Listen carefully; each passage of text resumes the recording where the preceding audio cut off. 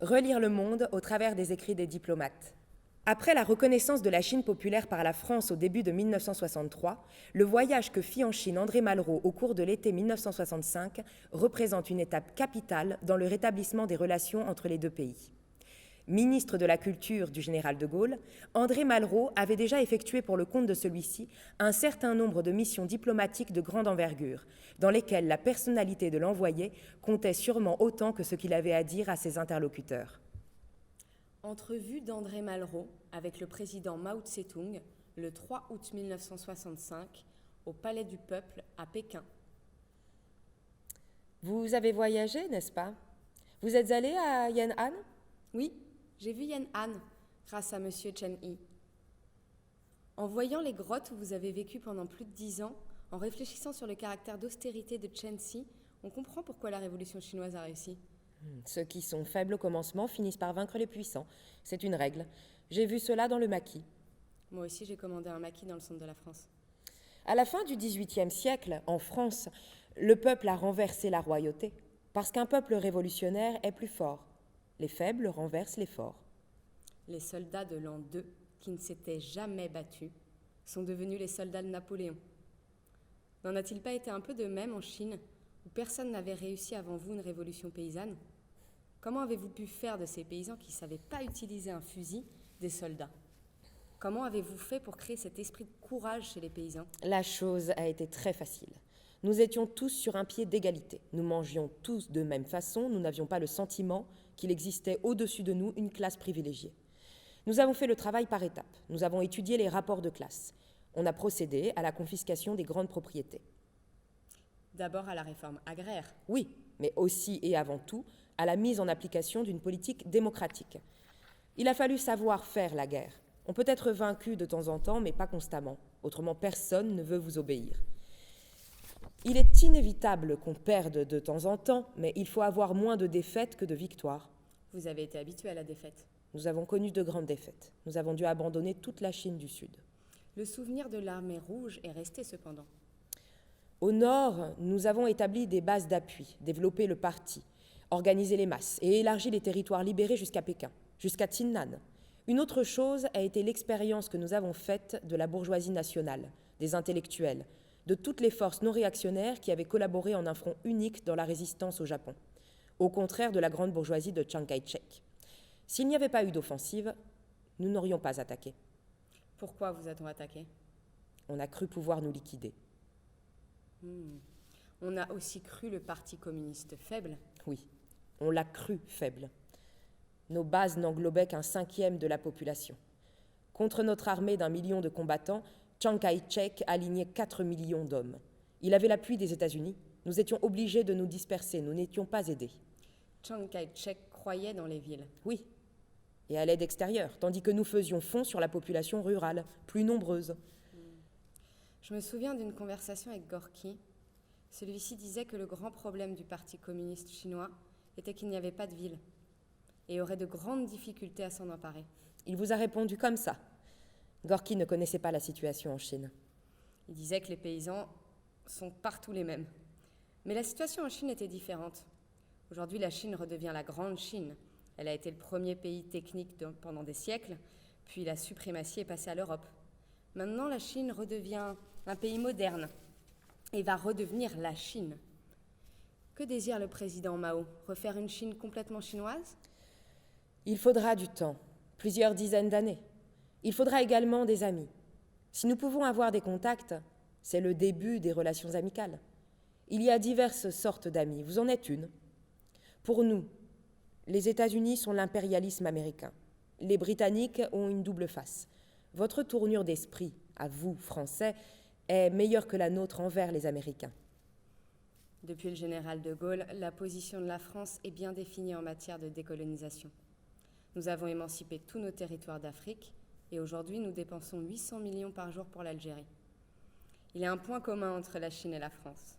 Elles ne peuvent devenir vraiment elles-mêmes tant que dure la double hégémonie russo-américaine. C'est juste. D'ailleurs, chacun a son allié là-dedans et l'un vaut l'autre. Je ne sais pas bien où nous en sommes en ce qui concerne l'URSS. On le savait sous Staline. Mais aujourd'hui, bien que le régime prétende se continuer, on assiste en fait à sa destruction. On assiste à des choses très différentes sous les mêmes mots. Il va vers la restauration du capitalisme. Événement qui est bien accueilli en Europe, mais non chez nous. Vraiment ? La clique dirigeante y mène. Nous pensons qu'ils veulent le communisme en cherchant quelque chose qui n'est pas le capitalisme, dont ils ne connaissent pas bien la nature, quelque chose d'imprécis. Et quelle pagaille règne là-dedans, qui n'a d'ailleurs d'autre but que de tromper tout le monde. À propos, vos partis socialistes et communistes croient-ils vraiment aux doctrines qu'ils professent ? Le Parti socialiste n'a plus que 7% d'ouvriers.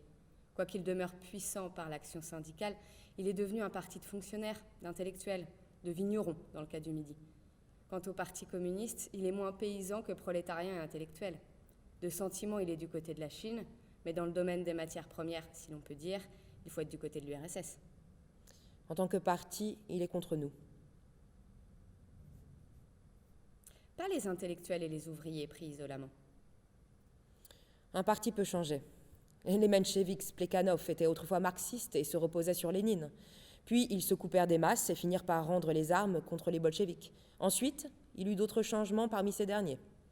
Quelle est votre perspective quant à l'avenir du monde ? Pour la Chine, 2 possibilités sont ouvertes, dont une suit fermement la voie de la construction socialiste, tandis que l'autre est celle du révisionnisme. Dans la société chinoise, il existe des couches conditionnées de telle façon que leur évolution mène vers cette dernière voie. Tout dépend de la façon dont nous résoudrons ce problème. Nous prenons des mesures pour éviter un glissement de ce genre, mais qui peut garantir ce qui se passera dans quelques dizaines d'années ? Cette tendance est-elle répandue ? Elle touche des éléments qui ne sont pas nombreux, mais dont l'influence n'est pas négligeable. En 1949, il nous a bien fallu accepter l'héritage de l'Ancien Régime, intellectuels à la vieille mode, propriétaires grands et petits, paysans riches, journalistes, artistes, écrivains et, ne l'oublions pas maintenant, les enfants des uns et des autres. Pourquoi les écrivains ? Parce que leur pensée est antimarxiste. À la Libération, nous avons dû les accueillir tous, écrivains, artistes, bien qu'ils aient été liés au Kuomintang, parce que nous n'avions pas les nôtres. Il y a une jeunesse tout à fait orientée vers la Chine de demain, qui envisage la Chine dans le cadre que vous préconisez. Cette jeunesse, je l'ai vue lors de mes voyages, dans les contacts que j'ai pu établir avec les élèves des établissements secondaires, avec les étudiants dans les universités. Estimez-vous plus important d'accroître les surfaces ou les rendements ? Il est plus important pour élever la production d'accroître les rendements. Avant de vous dire au revoir, je veux vous demander de transmettre mes meilleurs vœux au général de Gaulle. Compte rendu par Malraux de sa mission en Chine. Nature de ma mission. Échange d'informations au niveau le plus élevé. Le problème est, d'une part, qu'est la France à leurs yeux et qu'attendent-ils d'elle ? D'autre part, quel rôle ont-ils l'intention de jouer ? La France les intrigue, la Révolution française, pays capitaliste mais indépendant des Américains, présent en Afrique plus que l'Angleterre aux Indes, et capable d'une action diplomatique importante, notamment à l'ONU, pouvant prêter des techniciens et des mathématiciens. Les Chinois sont les Français d'Asie, dirigés par un homme qui a fondé son pouvoir sur la résistance, comme Mao, dont le prestige est grand, paix en Algérie, décolonisation, stabilisation, indépendance, et le seul dont ils attendent des initiatives inattendues. Au fond, la France les intéresse parce qu'elle peut avoir sa propre politique, une politique et non une volonté de neutralité comme celle de l'Inde. Ils pensent que cette politique ne peut qu'affaiblir l'influence américaine. Or, les Américains et la Russie sont les 2 seuls pays qui les préoccupent. Au second plan, 2 autres sujets d'intérêt, la France et le Japon. C'est tout. La Grande-Bretagne n'est plus qu'un satellite des Américains, dont elle a besoin pour conserver la Malaisie. La politique intérieure et extérieure de la Chine sont inintelligibles si l'on ne précise pas comment elles se fondent sur la biographie politique de Mao. Nature de son prestige, le sage au sens du théoricien, prophète. Le héros, la longue marche, le poète en langue classique, le protecteur des Chinois pauvres et sous-développés, l'orateur persuasif, personnage mythique beaucoup plus que Staline, Lénine survivant. Ma réception au palais du peuple de Pékin, Mao isolé de tous ses collaborateurs, président de la République compris, par son aura. Nature de son pouvoir, il dirige le parti, tout se fait en Chine par le parti ou sous sa direction. C'est le parti qui anime et contrôle l'armée, les organismes d'exécution du plan, la propagande, la police d'État. Et le parti ne fait rien d'autre que d'appliquer les principes qui ont guidé l'action de Mao pendant 50 ans. Technique de Mao, persuasion, organisation, police. La Chine, comme la Russie, a trouvé dans son communisme sa conscience nationale qu'elle cherchait depuis la fin des Ming.